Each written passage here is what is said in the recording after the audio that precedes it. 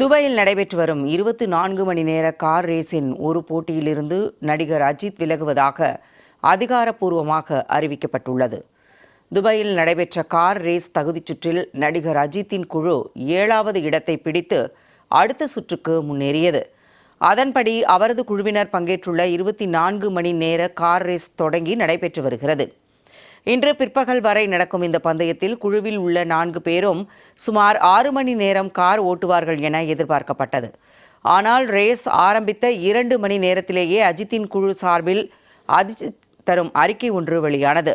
அதில் நடைபெற்று வரும் 24 மணி நேர கார் ரேஸின் 992 கப் கார் போட்டி பிரிவில் பங்கேற்கும் நடிகர் அஜித்தின் அணியில் அவர் பங்கேற்கவில்லை என்றும், அதற்கு மாறாக GD4 போட்டி பிரிவில் பங்கேற்கும் அணியின் ஓட்டுநர்களில் ஒருவராக அஜித் பங்கேற்க இருப்பதாகவும் தெரிவிக்கப்பட்டது. சமீபத்தில் பயிற்சியின் போது ஏற்பட்ட விபத்தினாலும் அணியின் நலனை கருத்தில் கொண்டும் அஜித் இந்த முடிவை எடுத்தது குறிப்பிடத்தக்கது.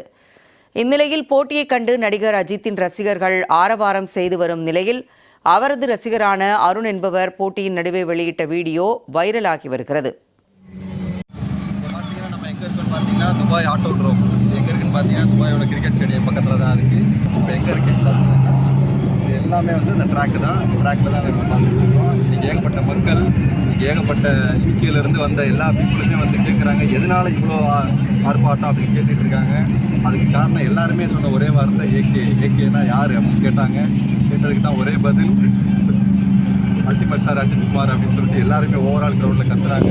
இன்றைக்கி இருக்கிற எல்லா ஃபேன் பேஸுமே ஏகே சாருக்காண்டி தான் வந்திருக்கிறாங்க. இங்கே இருக்கிற ஸ்டேடியம் எல்லாருமே அவரை பார்த்து தான்